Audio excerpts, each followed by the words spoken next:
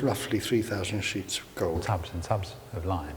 Dozens and dozens. We probably use 100 or so eggs. I think you could safely say we have lived these murals for quite a few years. I mean, we did come at one time for 4 days a week living here. So you're getting up to 35 people who've probably all at one time or another had a hand in various bits of this design. I don't think there's anything else on this scale, in this medium, going on at the moment. Waterperry House is a house which is used by the School of Economic Science for weekend residentials and sometimes for weeks. I think it was bought around 35 years ago. There was a lot of work that needed doing in the house, just putting it back into proper condition because it had been neglected for many years. It was full of old little passageways and dark old bathrooms with plumbing that didn't work and all that sort of thing. The founder of the school, Mr. McLaren, took a great interest in the house itself and in its redevelopment. But also, quite early on, he began to have a sort of vision as to how the house might eventually be used. I remember coming down when they removed the scaffold and you got the first sense of the full space. It was breathtaking, actually.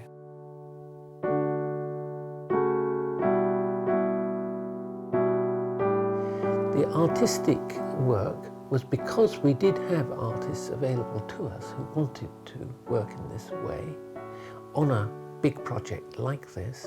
Most of us come to work on the fresco on a voluntary basis, but for one or two artists, it's a full-time job.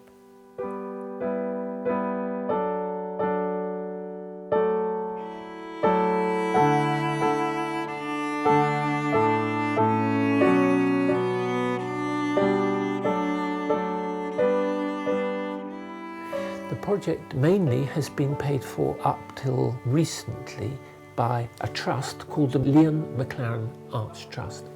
The constitution is that we have to show it to anybody who wants to see it. My understanding is that it's been painted to tell the story of really the fundamental principles of the teaching that we follow in the school.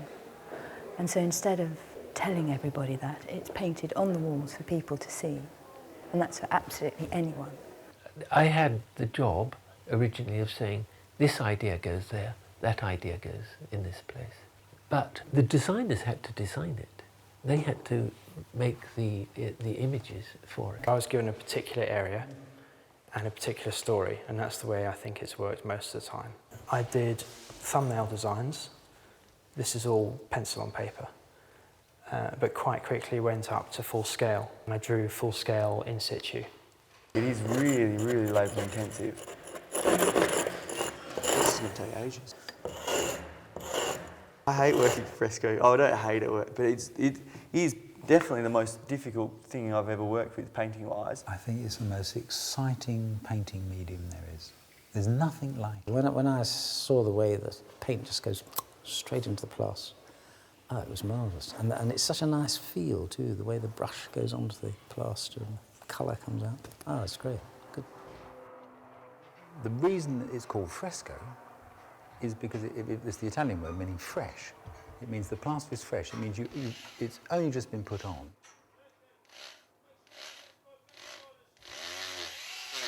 It also means that you've got to paint and finish, complete what you're doing before the plaster dries.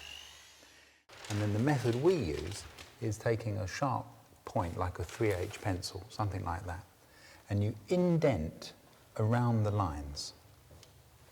Take it off, and into the plaster there'll be an indentation, giving you guidelines for where you want to paint.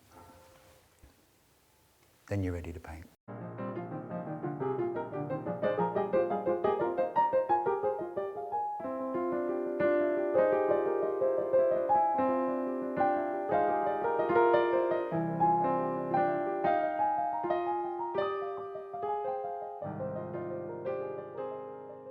You can have a situation where, even with all your colour tests, it goes wrong. I mean, badly wrong. Oh, no. It's going to lighten a little, but those streaks are not going to come out. I think I came in the other day after you painted it, and it was much, much streakier than that. And I washed it out as far as I could get. And this is where it was left, with as much as I could do. That was the last thing I did. That was the last thing. To prove the colour. To prove the colour, but it was very streaky. And I think we're going to have to do we're going to have to decide whether we repaint with Secco, or just with Secco over the top, or whether we have another shot. What, chip it out and have another go? That's what it would mean. I think personally, with a bit of work with Secco, it would be fine. I think if they were just, some lights painted back in, and you got rid of some of that textured look. The feet are cracked, which isn't good.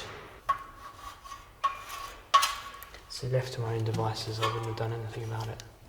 Yeah, just because I think when I finished painting it, I thought it's finished, leave it, see how it dries. I would have been wrong. Off the record.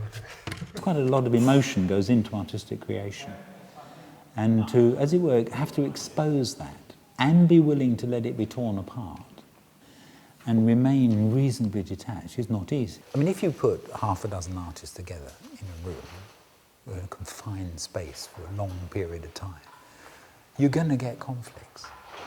You're going to get tensions. It just seems to get to a point where I think, look, this is my design, okay, so don't change it into someone else's design. People come back and say, look, he's changed that arm I did.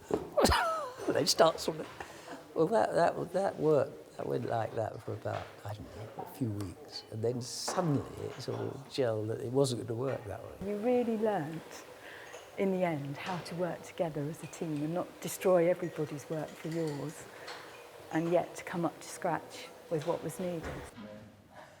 This is the last major bit of fresco. We've been working on it for 5 years now, and we'll be down just to the grass after tomorrow, so we're quite excited.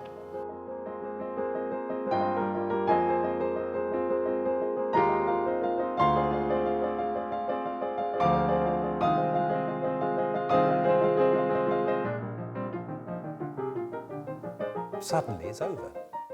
And I suppose I'll miss the sort of excitement of falling off the scaffold and running up and down ladders.